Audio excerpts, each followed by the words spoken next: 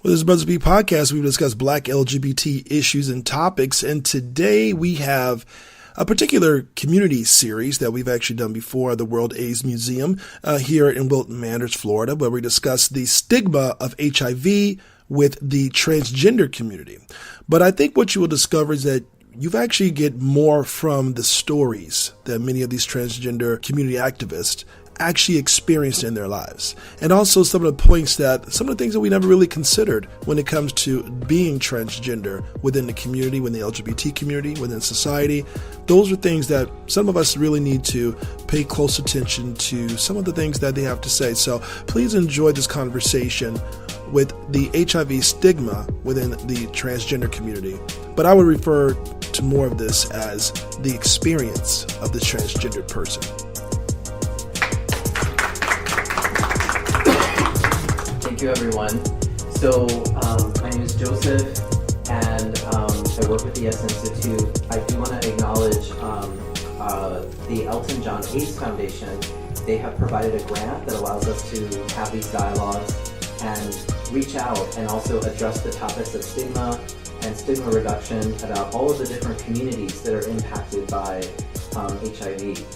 And we have an amazing panel tonight. So we're going to jump right into that in just a second.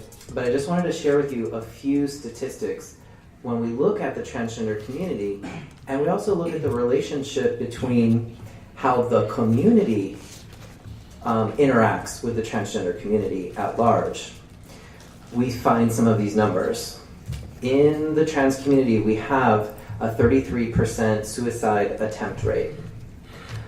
Driving up here, I was listening to NPR. They just had a program, so interesting that we're having this conversation tonight, about transgender and healthcare. And I see somebody that's wearing a nursing school uniform, yes. So we're also going to talk about some of the medical discrimination that happens.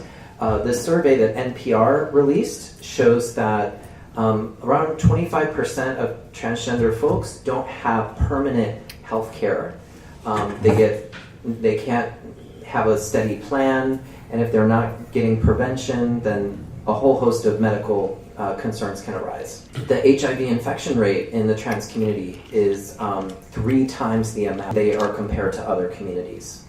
So taking a look at some of those disparities, we have this amazing panel here tonight who's going to each share from their personal experience, and after each of them shares, really the floor will be open for you to ask any questions that you would like, so that we can learn about the intersecting conversation of HIV stigma and transgender stigma, and hopefully also come up with some solutions and ideas that we can bring this out further. And one of the ways that we're doing that here tonight is we have Brothers Speak podcast, which will be recording this session, and this will be going out and helping educate and enlighten and inform. So in no particular order, maybe let's start with Tatiyana, and you can just say a little bit about yourself, and then we'll have each of the panelists introduce themselves. Okay, I'm going to introduce the mic. Good evening. Thank you for having me. Let me give you a background on me. I'm the Testing Expansion Coordinator for the Pride Center. I'm also the Community Co-Chair for Broward County HIV Prevention Planning Council. I'm also the integrated plan, and it's a plan that integrates care and prevention together. So we're charged with overseeing the activities and the initiatives implemented in the county to make sure that they're being done and done correctly. Also, I'm the co-founder of Trans Inclusive Group, which is a trans-led group that meets at the Pride Center on Thursdays, and on the last Thursday of each month, we do let all people involved come in. For me, it's very important tonight with speaking about transgender and HIV, because I've had many friends to succumb to this disease. And this was a time when, because I started transitioning in the late 80s. So when they would be HIV positive, a lot of times they didn't get to the doctor until they were sick and they were diagnosed with AIDS. So it was important to me when I started to do the work. When I think about all of the risk factors that come when we're talking about trans women, and especially African American trans women are at high risk. And it has not only something to do with them being transgender, but just the fact that they're African American and people of color, and the disparities and the disadvantages. So we have to take that into account. And it really don't necessarily has anything to do with transgender. It has something to do with just the way of life and the way of living. When I think about community and I think about the work that needs to be done, I think that it's important that we as a community have to start to hold people accountable for the work that needs to be done in the community. I feel that the trans community is underserved. I feel that people are working for the T, but just using it and attaching it to the work that they do, and don't put as much work in working for their population as they do other populations. I think we need everything as far as advertisement, as far as marketing, as far as all of the tools that it takes in order to reach that population. It's a lot of people apply for funding and get the funding just because it's the thing to do, but it's important that when you're applying for the funding that you have people that can do the work, because if we continue to work at this rate, the rates will continue to go up. We wonder why here in Dade and Broward County that the rates continue to go through the roof. It's simply because the people are applying for the funding and the funders are not holding them accountable for doing the work. So it's important that we as a community, if we're here to support that community, that we stand behind that community and help them. And I'll dive deeper in more conversation about it, but I want to let the other panelists introduce themselves and then we can move on. Good evening, everyone. I'm Rejee Narinesingh, trans activist, author, and actress. And I wanted to be a part of this because it is really important and dear to my heart. I was about the age of 4 when I started to realize something was different about me.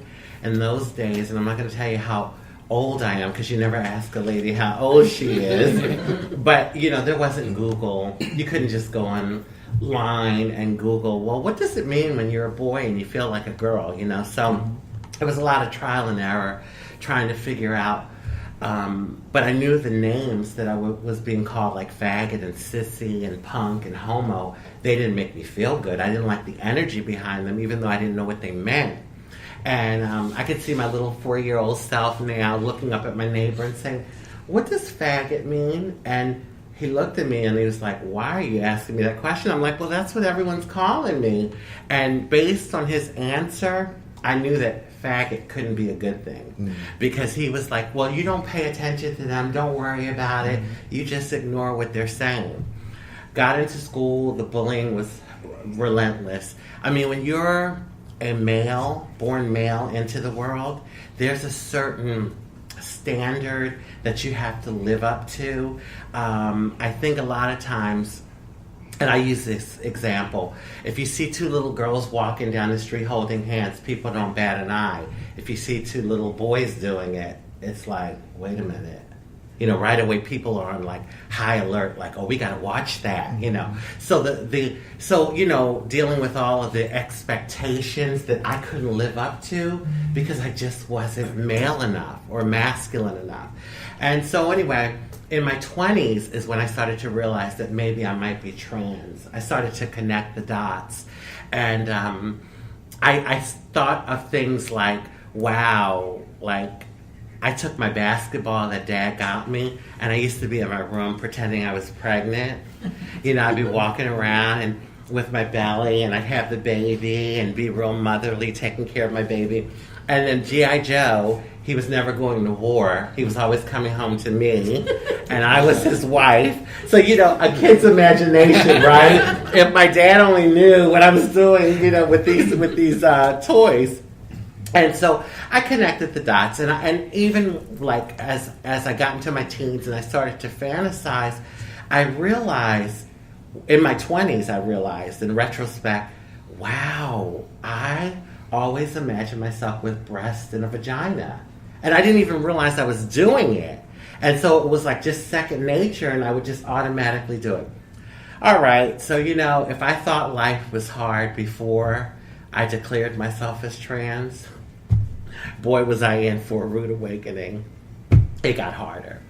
And it was, from just dealing with maneuvering in society to unfortunately being brutally beaten up by some guys one night who targeted me because I was trans.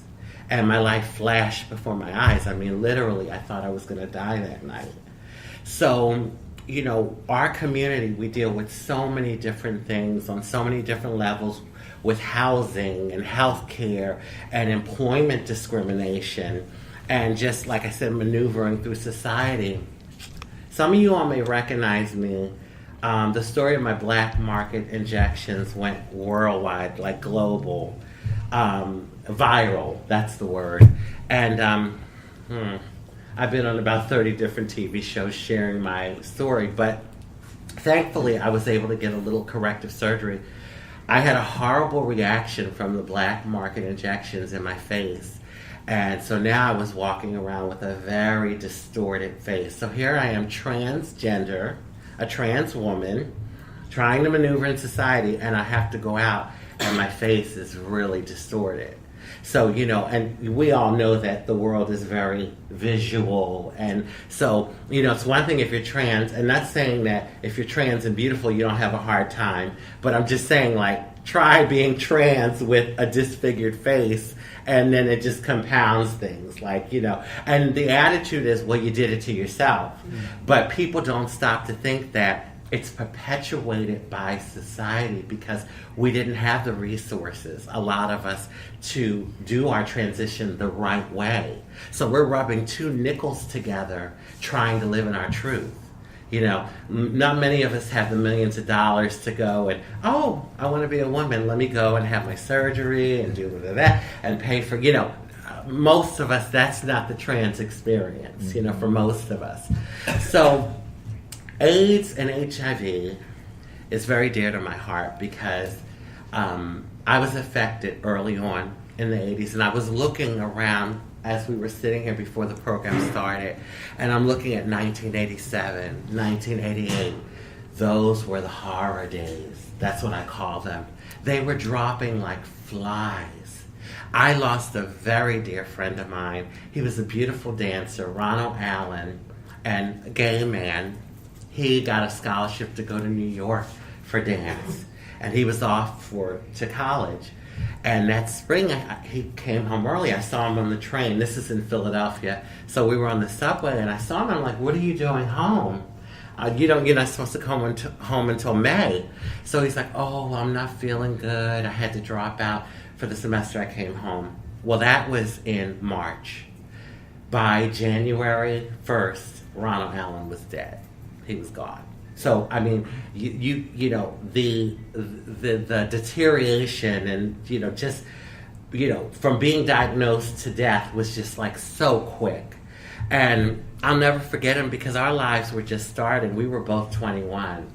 And I've lived so many more years, and I've done so many more things with my life, and I can't even imagine if Ronald was here and able to have more years, the things that he would have done with his life. So I sit here tonight because, you know, HIV and AIDS, things have gotten better. People are able to live if they follow their regimen and take their medications. But the fight and the struggle is not over.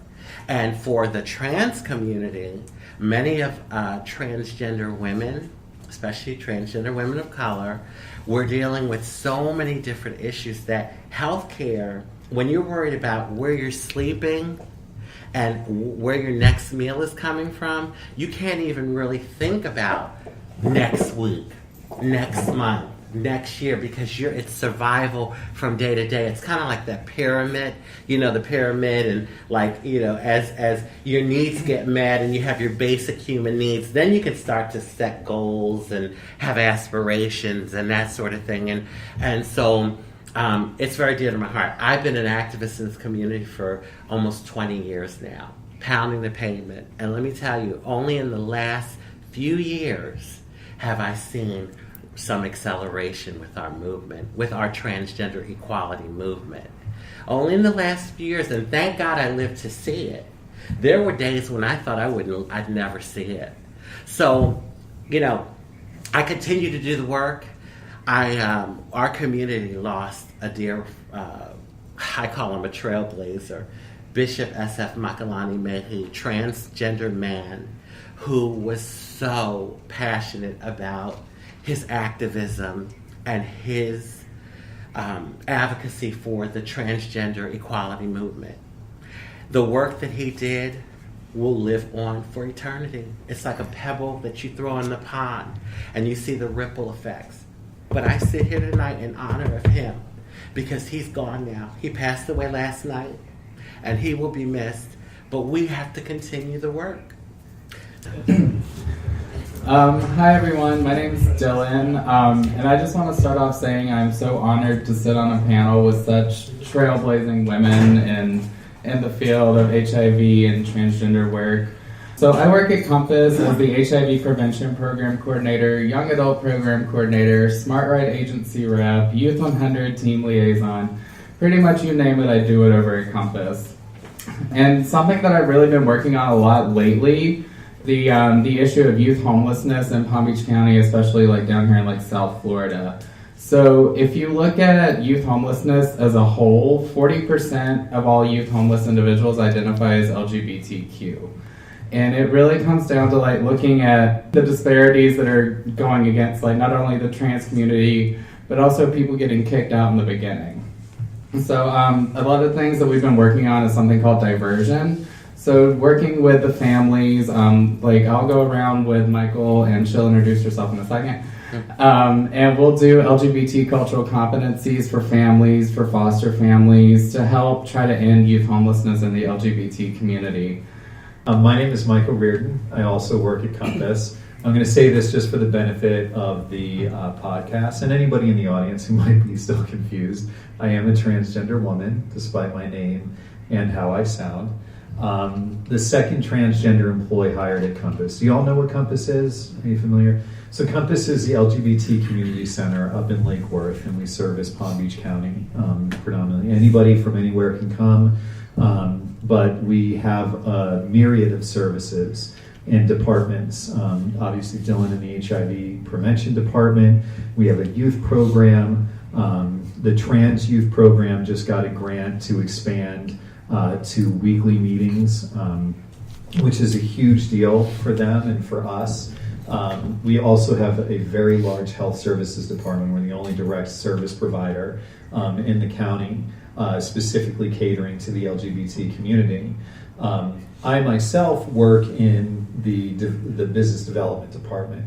And as I was listening to the other introductions, I started thinking, like, oh man, I don't have that kind of pedigree. I don't have that kind of history. Personally, I came out a year and a half ago.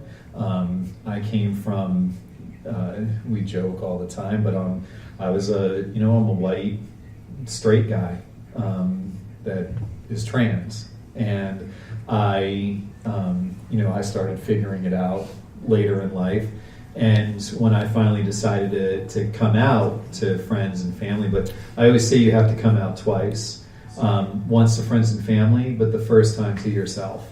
And when I realized that it was time for me to do that, I immediately went from being largely in the majority to being in a minority.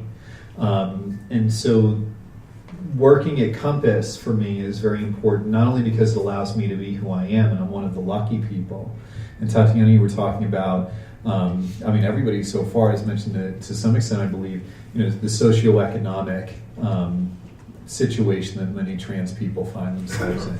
You say, and I heard what you were saying, we all don't have millions of dollars to go out and, overnight transform ourselves. It's a struggle for many people. And I think about all of the things that come with that. So I consider myself blessed to be working at Compass. And in the particular department I work in, I have the fortune of working with every other department in Compass. So I see the work that they're doing. I get to hear their stories. I get to see what they're doing and learn.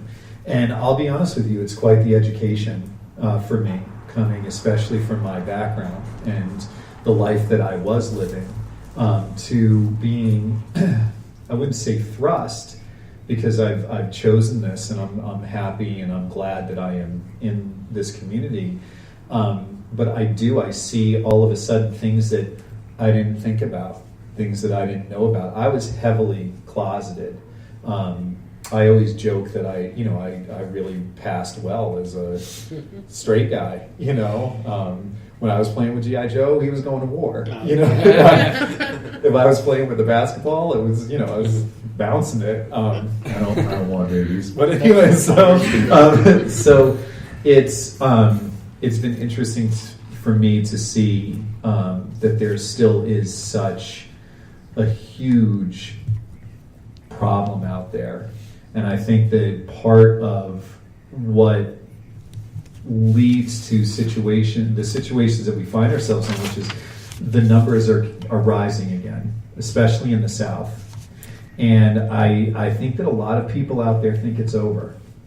I think that a lot of people believe or just aren't paying attention anymore. And to see the work that still needs to be done, the work that is being done, it's very important. And I come from a group of people in a place where that education isn't happening like I believe that it should anymore. But I'm starting to ramble, so we'll get to questions and stuff. But Michael, thank you. Thank you, everyone. So let's maybe come back to Tatiyana, because I know you wanted to say a few more things about, and this is a nice segue from what Michael was just talking about. So what are some of the service gaps that are still not being met for the transgender community? From your perspective, what work still needs to be done? Where is the most need, so that all of us can really understand that, so we can start to address that? In my perspective, I feel that first of all, we need to identify that there's a need in the transgender community. I think government is still lumping the transgender community in with the men sleeping with men population.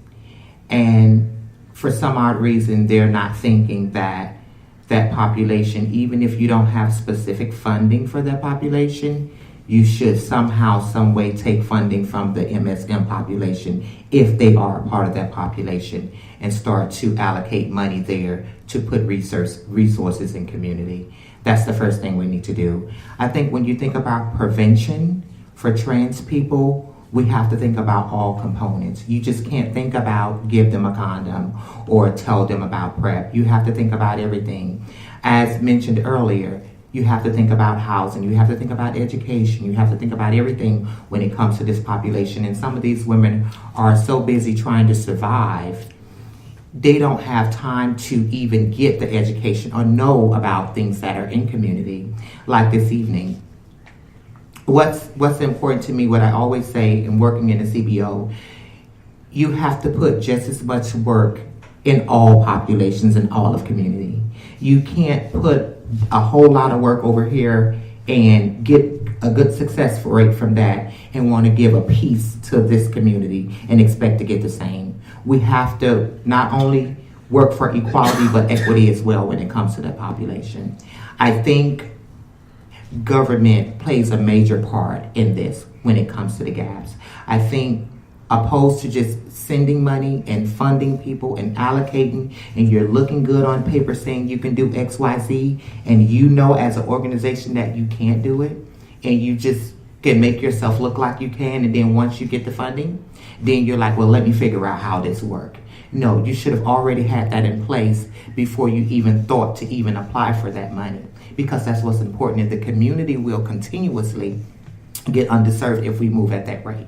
So I think we have to be strategic, and I think in community, a lot of the organizations and people in community would just pull someone in that's transgender to fit the check mark, or to say, oh, I'm doing it, or I got me a transgender in. But if that trans person is not able to reach the community, what's the purpose?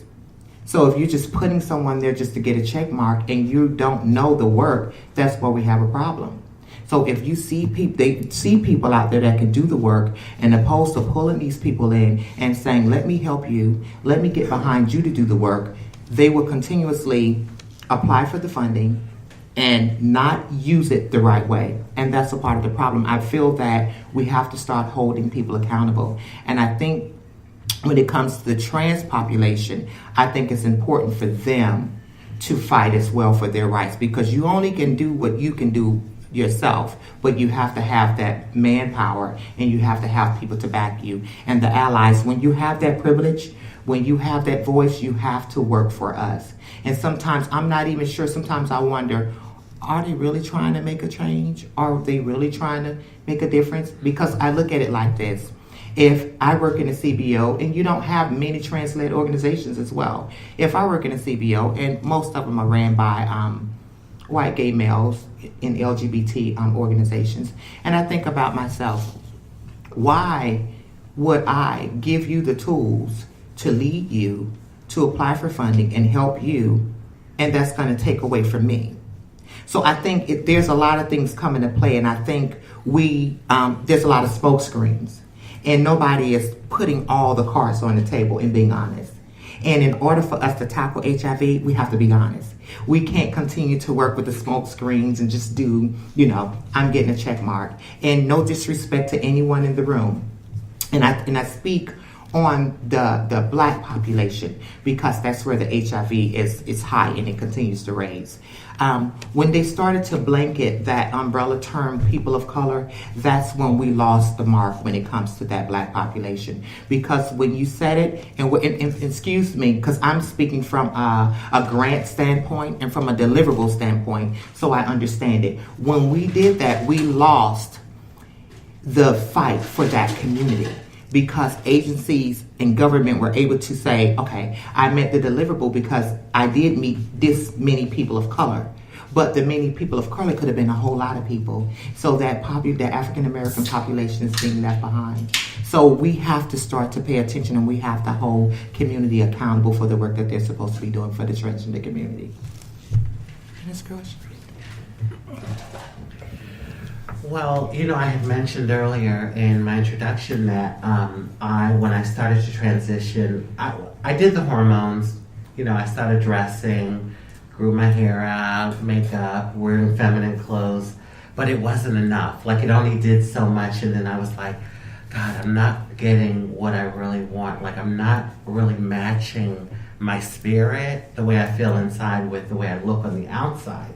And I was seeing all these beautiful trans women, and I'm like, what are you doing? Like, how do you get that shape? And and that's when the pumping is one of the terms in the community that we use came in. So I was like, well, it's affordable. I can afford that. And, yes, it's black market. And it's things like that really expose you can expose you. Not everyone. For some people, I have to say, and I'm just going to be honest, they get black market injections and they're fine. It's their best friend. For some people, it's their worst nightmare because girls have actually died from it.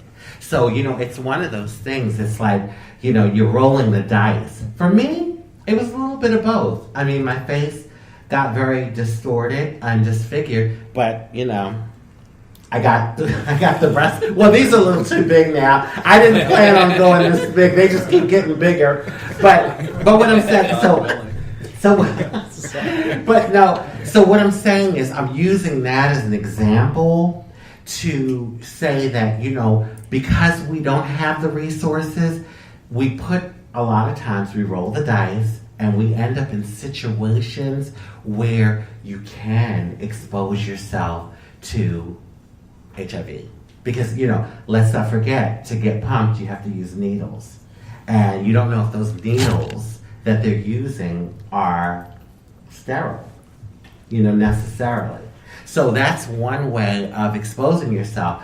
And I always say you can sit and complain and cry about the situation. And I had those moments. But then I was like, you know what? This happened to me. I could take this thing and use it as a tool of advocacy to educate the community so that other girls won't go down this road. Because let me tell you, it's prevalent in our community. And not only transgender, since I was on Botched and on the E! Network, and I hear from people all around the world on a daily basis. I get messages. And I hear from regular, biological, heterosexual women who have considered doing this very same thing.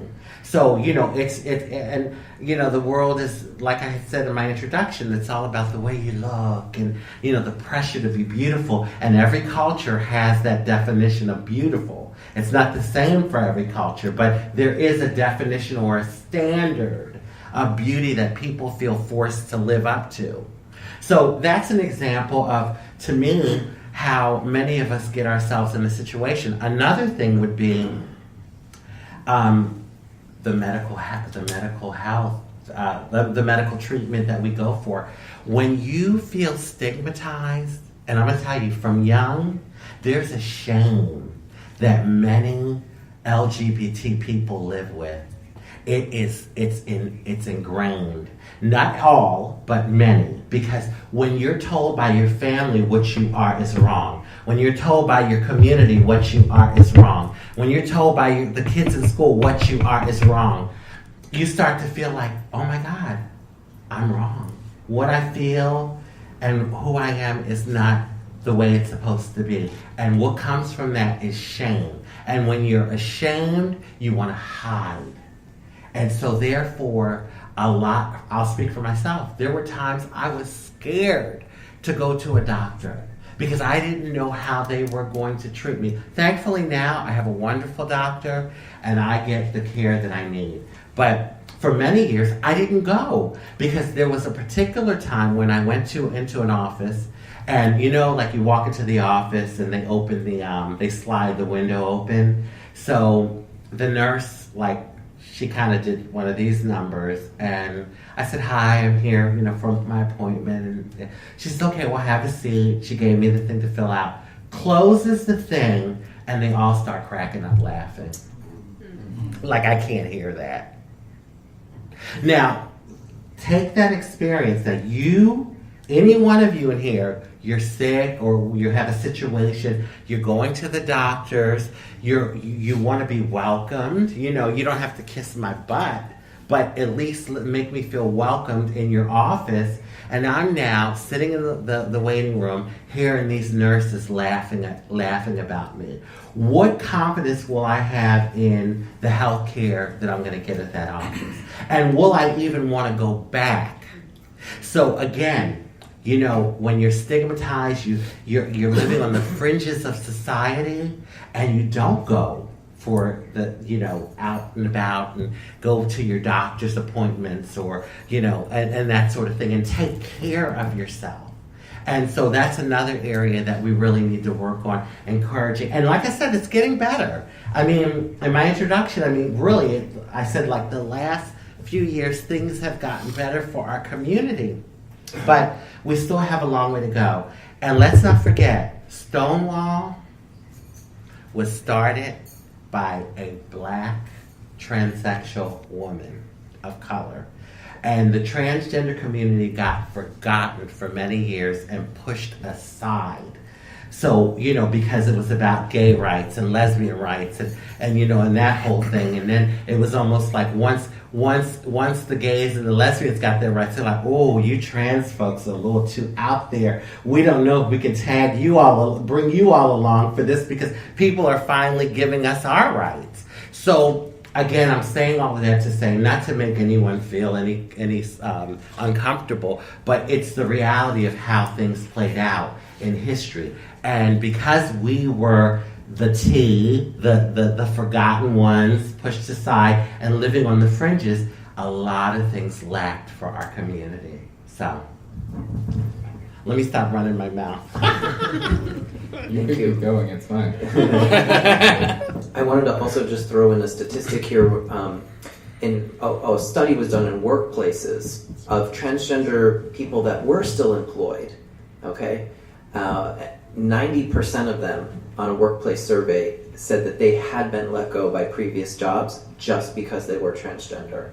90% employment discrimination rate. Joseph, thank you, because I have to share this. Okay, so I worked in corporate America for 28 years, okay, and I worked for many of those years as a trans person. Well, it was hell. I mean, it's hard enough going to a job every day, just being, a quote-unquote regular person, showing up and giving it your all, and then, that sort of thing. Well, there was a particular company that I worked for, and I would sit in my car with my stomach in knots because I didn't want to go inside. The treatment that I got was just horrific. It's like, you go to work, it's supposed to be a team effort, and you're with your coworkers, and it was very much not that. I would say probably 70% of the workforce didn't want me there. And when I started, I went in and I applied as trans. I, filled out my application. I took my test. I passed. They tell me, okay, we're going to call you in a week for your training, to set up your training, for your job. So a week goes by, no call. 2 weeks go by, no call. So a friend of mine says to me, you should probably go back up there. You passed the test and you filled out, yeah. So I got myself all dialed up and I walked in, and you could see the receptionist when I walked in. Yes, oh, you. And I said, well, I came 2 weeks ago, I filled out the application, I passed my test, and I was told that someone was going to call me to set up some sort of training. Well, hold on a minute, have a seat. So they get me an interview with one of the human resources managers.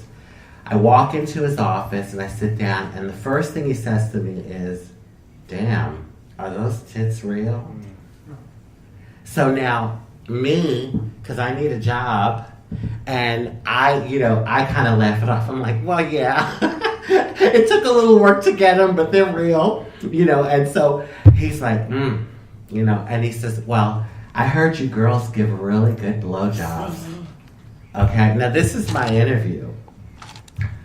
So I said, and again, my mind is on the job. I'm not going to walk out and storm out, how dare you, because I need a job, so I said, well, people have said that about us before, So then I went back to, I said, well, what about my job? Am I hired? He says, I said, well, I'm trans. I hope that won't be a problem. Oh, no, this is an equal opportunity company. It's not a problem. You start next Monday, show up for training. I go, I show up. First day, everything went lovely. I went home and I said, yes, it looks like it's going to be fine.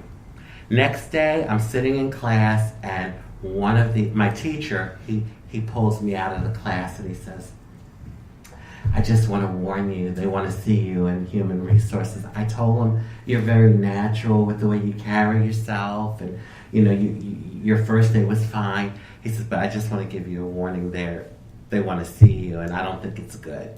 So I walk in, human resource manager, he says, well, I don't know what we're going to do with you.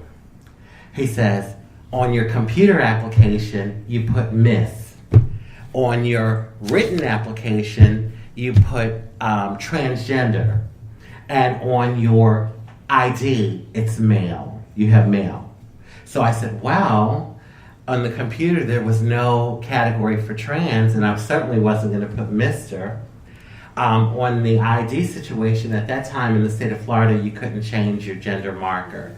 So I said, I can't change that. I said, but you see I'm being forthcoming about who I am because I wrote transgender, So he's like, well, I don't know if this is going to work out with you. And we have had complaints about you using the bathroom. You can't use the women's bathroom because you're a threat to the females at this job. And you certainly can't use the male restroom. So I don't know. And he says, and I know you know other transgender people, don't refer them to this company. Honey, I wish I had that on recording. I wish I had that on recording because I probably would be in the French Riviera right now. No, what I'm saying is that is literally a lawsuit.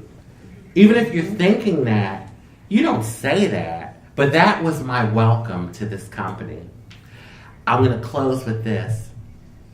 There were days. Now, this building was like bigger than a football field.